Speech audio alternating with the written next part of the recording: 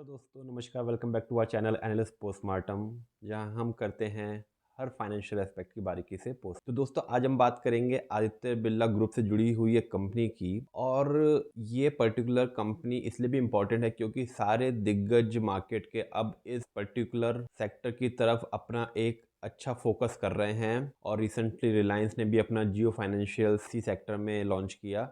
तो अब ये सेक्टर लग रहा है कि आने वाले सालों में जैसे जैसे इंडिया की इकोनॉमी ग्रो करेगी और ख़ासकर रूरल सेगमेंट है वो ज़्यादा ग्रो करेगा, तो उस सेगमेंट को कैप्चर करने के लिए अब एक स्ट्रेटजी बन रही है एनबीएफसीज में कि कैसे उन मार्केट्स को कैप्चर किया जाए, जिसकी वजह से जैसे हमने देखा रिलायंस फाइनेंशियल्स ने अपना एक अलग सेगमेंट अपने डीलिस्ट कर अपने को स्प्लिट करके रिलायंस से एक फोकस करने के लिए एक अलग ऑर्गेनाइजेशन क्रिएट। और सिमिलर फैशन में आज हम बात करेंगे उस स्टॉक की।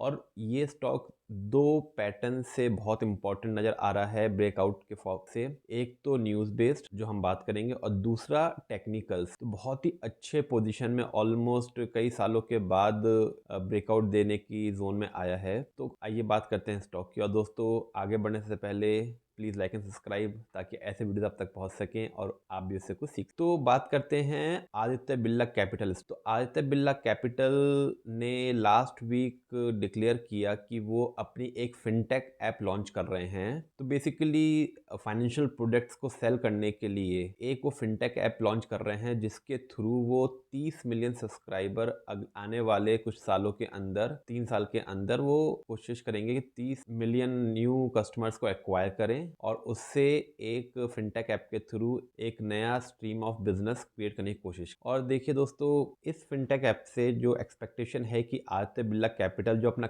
एग्जिस्टिंग कस्टमर बेस है वो डबल कर लेगा अगले अगले 3 साल के अंदर। तो ये एक बहुत बड़ी एक्विजिशन होएगी कस्टमर बेस की। और क्योंकि आदित्य बिरला एक स्टैब्लिश्ड ऑर्गेनाइजेशन है जिसका कस्टमर बेस ऑलरेडी मार्केट में स्टैब्लिश्ड है, उनको केवल एक्सपेंशन के लिए ये फिनटेक ऐप। तो ये तो हो गया एक न्यूज़ बेस्ड कि न्यू कस्टमर एक्विजिशन होएगा, कस्टमर बेस डबल होएगा, तो ऑब्वियसली रेवेन्यूज और प्रॉफिट्स में भी काफ़ी बेनिफिट मिलेगा, जिसकी वजह से स्टॉक आने वाले टाइम के लिए बहुत ही अच्छा बुलिश लग रहा है। लेकिन अब उससे भी इंपॉर्टेंट चीज़ जो नज़र आ रही है वो नज़र आ रही है टेक्निकल्स में। आइए बात करते हैं टेक्निकल्स में और देखते हैं कि क्यों ये एक ब्रेकआउट बहुत अच्छा ब्रेकआउट शो कर रहा है मंथली पैटर्न में। तो दोस्तों, हमारे सामने आदित्य बिरला कैपिटल का डेली चार्ट ओपन है।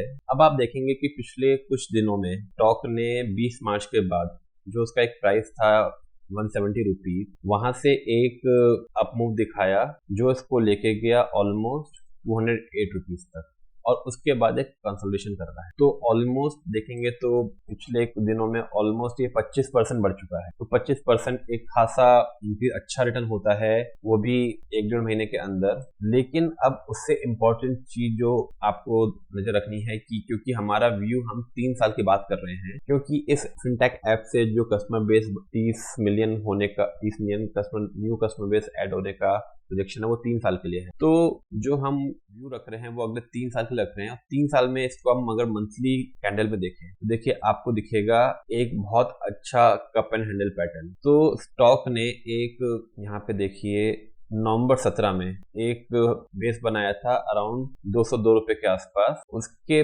200 रुपए के आसपास के बाद वो कॉन्स्टेंटली ही नीचे गिरता रहा और फिर उसके बाद उसने एक राउंडिंग पैटर्न बनाया जिसमें फाइनली फिर जून 23 में 6 साल बाद 200 के प्राइस पे आया। और 200 के प्राइस पे आने के बाद फिर से उसने कंसोलिडेशन दिया, बहुत ही अच्छा कप एंड हैंडल, ये देखिए इसका हैंडल बनाया। और फाइनली लास्ट वीक के अंदर उसने यहाँ पे 197 रुपीज को ब्रेकआउट किया। अब ब्रेकआउट करके वो 200 ऊपर में 212 तक गया और फिर एक कंसोलिडेशन दिखा रहा है। तो अब इसमें जो इसका एक इमीडिएट सपोर्ट है वो है ये 196 रुपीज, जो बहुत ही स्ट्रॉन्ग सपोर्ट लगता है अब। और जैसे ही 196 एक तो स्ट्रॉन्ग सपोर्ट हो गया, अगर नीचे में मार्केट गिरता है कभी भी, क्योंकि जब मार्केट गिरेगा तो ऑब्वियसली स्टॉक्स भी गिरेंगे, लेकिन अगर नीचे गिरता है और ये 196 के आसपास आता है तो एक बहुत ही अच्छी अपॉर्चुनिटी हो सकती है इसको अपने पोर्टफोलियो में ऐड करने के लिए।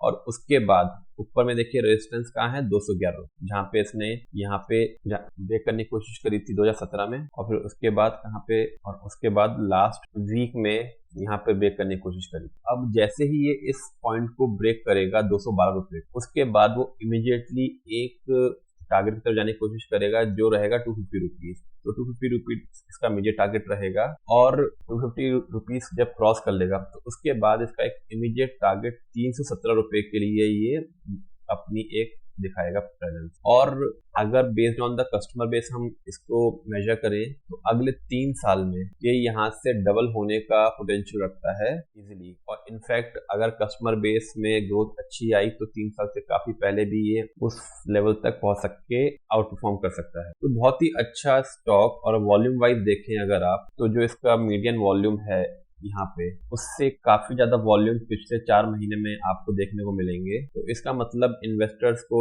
इस जोन में देखिए काफी अच्छा पोटेंशियल नजर आ रहा है लॉन्ग टर्म प्रोस्पेक्ट से, जिसकी वजह से इसमें वॉल्यूम्स इंक्रीज हो रहे हैं। और डिलीवरी का स्टॉक है तो डिलीवरी में ऑब्वियसली ज्यादा इसकी पोटेंशियल नजर आता है और डाउनसाइड लिमिटेड लगता है। तो होप आपको ये अंडरस्टैंडिंग आई होगी कि क्यों ये स्टॉक आने वाले फ्यूचर के लिए पोटेंशियल कैंडिडेट हो सकता है अच्छे रिटर्न्स के लिए। तो दोस्तों ये बिल्कुल भी इन्वेस्टमेंट टिप नहीं है, ये एक एजुकेशनल वीडियो है ताकि आप समझ सकें कि कैसे न्यूज को जोड़ के और टेक्निकल्स को जोड़ के हम स्टॉक आइडेंटिफाई कर सकते हैं जो आने वाले टाइम में हमें एक अच्छा रिटर्न दे सकते हैं। दोस्तों अगर आपको वीडियो अच्छा लगा तो प्लीज लाइक एंड सब्सक्राइब, ताकि ऐसी वीडियो आप तक और पहुंच सके और हमें मोटिवेशन मिल सके। Thank you.